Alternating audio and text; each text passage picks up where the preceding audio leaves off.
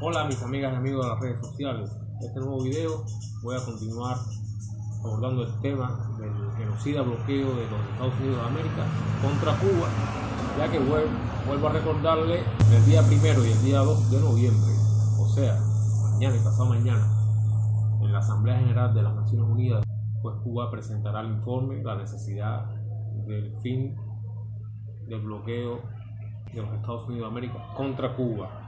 Y bueno, en las redes sociales hay toda una campaña bien orquestada, bien aceitada por el sistema mediático de desinformación global que tienen los Estados Unidos, imperio del fin, para desacreditar la lucha de Cuba, del pueblo cubano contra el bloqueo, para invisibilizar los efectos del bloqueo y para la manera más sutil posible todos los problemas que tienen que ver con el bloqueo, culpar a quién, al gobierno de la República de Cuba, que las personas en este estrés diario de desabastecimiento, de restricciones de diversos tipos, pues culpen al gobierno, ese encanto, ya lo dije, el estrés, pues lleguen a un nivel de desesperación y lo derroquen, y así lograr lo que tantos años ellos han intentado hacer, no han podido. Y el bloqueo es la herramienta con que cuenta el imperialismo norteamericano para, en su pensamiento hegemónico, destruir la resistencia del pueblo y lograr los objetivos de volver a hacer Cuba una neocolonia de ellos. Pues bien, los mercenarios en las redes sociales, muy activos ahora, intentan demostrar lo indemostrable, que el bloqueo no existe. Sin embargo, el bloqueo no fue de parte de los que gobiernan los Estados Unidos una declaración que quedó nada más en palabras. El bloqueo está en las leyes de los Estados Unidos, está en papel,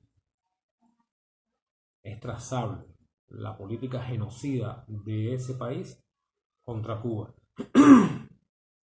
Por tanto, intentar repetir y repetir en los espacios mediáticos, en la prensa, de que el bloqueo no existe, es, como mínimo, signo de ignorancia supina infinita. Y, como la mayoría de las veces sucede, la imagen de un mercenario que por dinero es capaz de realizar los trabajos más sucios como este. Ganar dinero a costa del sufrimiento de un país y, peor todavía, con el trabajo que hacen, intentar matar por hambre a un pueblo. El bloqueo no existe para aquellos mercenarios en las redes sociales escupen mentiras. Sin embargo, aquí yo lo tengo escrito, lo busqué de un artículo de Cuba Debate. ¿Cómo se instrumenta el bloqueo? O cómo se instrumentó el bloqueo.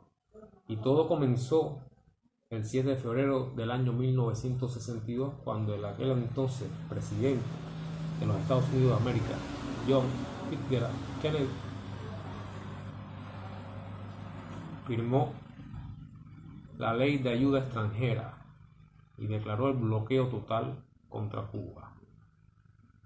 7 de febrero de 1962, la sección 620A. Voy diciendo año, voy diciendo qué fue, para aquellos que dicen que el bloqueo no existe. Vayan a ver qué van después a argumentar sobre estas leyes que no la dictó el Comité Central del Partido Comunista de Cuba en La Habana, ni la redactó Fidel Castro, ni su hermano Raúl Castro, ni el presidente actual Miguel Díaz-Canel, sino los gobiernos de los Estados Unidos en más de 60 años de una guerra de asfixia económica y financiera, de un genocidio a llama lenta. Bueno, pero también está, y es algo que siempre se va a leer, el memorándum famoso de Lester Mayori de 1960, el 6 de abril del 60, cuando aquello era vicesecretario del Estado asistente para los asuntos interamericanos. ¿Qué dice él? Y lo transcribí completo. La mayoría de los cubanos apoyan a Castro. El único modo previsible de matarlo, de restarle apoyo interno, es mediante el desencanto y la insatisfacción que surjan del malestar económico y las dificultades materiales. Hay que emplear rápidamente todos los medios posibles para debilitar la vida económica de Cuba. Una línea de acción que, siendo la más habilidosa y discreta posible, logre los mayores avances en la privación a Cuba de dinero y suministros, para reducirle sus recursos financieros y salarios reales, provocar hambre, desesperación y el derrocamiento del gobierno. Lester Mayori, 6 de abril de 1960. Mayori, te pasaste. Bueno, hay que decir que este memorándum, por supuesto, no salió a la luz pública, secreto, y creo que fue 30 años después cuando sale a relucir. Lester Mayori, o el que esté ahora, podría haberlo redactado, calco y copia, y sería exactamente lo que continúa por todos los medios posibles realizando el gobierno de los Estados Unidos de América. El único modo previsible de restarle apoyo interno es mediante el desencanto y la insatisfacción que surjan del malestar económico y las dificultades materiales. Y, al final, lograr los mayores avances en la privación a Cuba de dinero y suministros para reducirle sus recursos financieros y salarios reales, provocar hambre, desesperación y el derrocamiento del gobierno. Es lo que se está haciendo, aunque los mercenarios digan que no. Lester Mayori, yo realmente te aplaudo porque realmente lo escribiste, no cogiste el papel para limpiarte el culo. Y bueno, lo guardaron y es así público. Y realmente Mayori, muchos de estos gusanos, muchos de estos mercenarios, platistas, anexionistas, batistianos, mafiosos, descarados, HDP, se deben estar, como decimos los cubanos, recordando bien a tu madre, porque realmente dejaste la papita caliente y cada vez que uno de estos malnacidos cubanos hablan de que el bloqueo no existe, hay que leerle esto, y es cuando se acuerdan y tienen los peores sentimientos hacia ti, Mayori. Bueno, continuamos. ¿Ya vimos? Memorando Lester Mayori. Ahora, segundo, Ley de Comercio del Enemigo, 1917, que por ahí fue que recurrió Kennedy para implementar el bloqueo y ha sido renovado desde entonces por todos los gobiernos del imperio. La Ley de Asistencia Exterior del año 61, la proclama presidencial 3447 del 3 de febrero de 1962, las regulaciones para el control de activos cubanos del Departamento del Tesoro en 1963, la ley para la administración de las exportaciones en 1979, regulaciones para la administración de la exportación en 1979 también, la ley para la democracia cubana, por ley Torricelli, como conocemos todos los cubanos, en 1992, 23 de octubre, recuerden, ya no existía campo socialista, ya la URSS se había desintegrado, pleno periodo especial, pero como la ficha dominó Cuba, que debía haber sido la última en caer, porque había toda una campaña, bueno, cayéndose la Unión Soviética y manteniéndose Cuba firme ahí, pues desapareció y ya nadie habla de eso. Pero en la década del 80 se hablaba de que Cuba era satélite de la Unión Soviética. Sin embargo, un satélite, cuando su sol o su planeta, por el que gira, desaparece, explota, ¿qué le ocurre al satélite? Cae. Y era la ficha de dominó que iba a caer, porque siendo Cuba un país del tercer mundo, en una era donde se extinguieron los países socialistas de Europa del Este, Cuba debía caer. No cayó, y por ello es que en 1992 llega esta ley para la democracia cubana, o ley Torricelli, 1992. Aquí se pensaba que sería ya el puntillazo final, porque hasta este momento las subsidiarias de compañías estadounidenses en terceros países tenían relaciones comerciales con Cuba.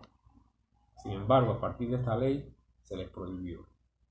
Ya ahí vemos el carácter marcadamente extraterritorial y violatorio de las relaciones internacionales, lo económico, porque según las leyes capitalistas también, por supuesto, de la economía, una subsidiaria de X país que está en otro, esa empresa está en otro país, pues se atiene a las leyes del país donde está y no de la casa matriz. Sin embargo, bueno, Estados Unidos, imperio, por la fuerza lo hace todo, y quizás por la fuerza caiga. Bueno, prohibió también esta ley Torricelli que los barcos de un tercer país que llegaran a Cuba a abastecerse o a descargar mercancía, pues le tienen prohibido su entrada a puerto norteamericano por 180 días. Imagínense, 6 meses. 6 meses que un barco que entra a puerto cubano no puede entrar a puerto norteamericano. Imagínense que Cuba está en el área geoestratégica de los Estados Unidos, Golfo de México. Cuba no está a 6.000 kilómetros de los Estados Unidos. Si fuera así, esa ley quizás, esa parte de la capital no fuera tan importante. Pero lo normal, unas relaciones económicas normales, sin este genocidio, lo normal es que un barco llegue a Cuba, cargue, descargue y continúe al mayor mercado del mundo y allí cargue y descargue. Bueno, barco cubano que entra a puerto, barco extranjero que entra a puerto cubano no puede entrar a los Estados Unidos. Continuamos. Ley para la Libertad y Solidaridad Democrática Cubana. Un nombre muy lindo, pero no es más que la ley Helmholtz, el año 1996, que tal como ha dicho nuestro canciller Bruno Rodríguez, tiene la osadía de pretender regular el futuro de un Estado soberano. Y hay otro artículo de Guadebate que lo dice, es puro anexionismo. Hay que llegar a esa ley, el bulto, leerla para darse cuenta que ni cuando Cuba era neocolonia de los Estados Unidos pretendió hacer tanto. Y ahora con esta ley está ahí, mercenarios, vendepatrias, anexionistas, platistas, ignorantes, batistianos, por herencia ideológica o de sangre, lo que sea, búsquenla, van a regodearse y van a estar muy contentos. Pero la ley está ahí. Tiene 4 capítulos. En la primera, internacionalizó el bloqueo. Nadie puede comprar o vender a Cuba, pues esto, según la ley Helburton, lo decide Estados Unidos. Y en sus excepciones, porque el mundo no es ya lo que debía en el sueño de Estados Unidos ser, el mundo para Estados Unidos, pero es así. Segundo capítulo, presenta la ayuda del gobierno yanqui al pueblo cubano para que transite hacia el capitalismo. Tercero, permite a antiguos dueños de propiedades nacionalizadas en Cuba, incluyendo a ciudadanos cubanos cuando se nacionalizó y que posteriormente pasaron a tener la nacionalidad norteamericana, pues permite llevarlo a tribunal, demandar ante los tribunales de los Estados Unidos a aquellas compañías, empresas extranjeras que hagan negocio con estas propiedades. Y el cuarto capítulo asegura que este régimen de bloqueo se mantendrá hasta que en Cuba haya un gobierno que, a criterio de los Estados Unidos, se rija por normas democráticas. Continúa la sección 211 de la Ley de Asignaciones Suplementarias y de Emergencia para el año fiscal 1999.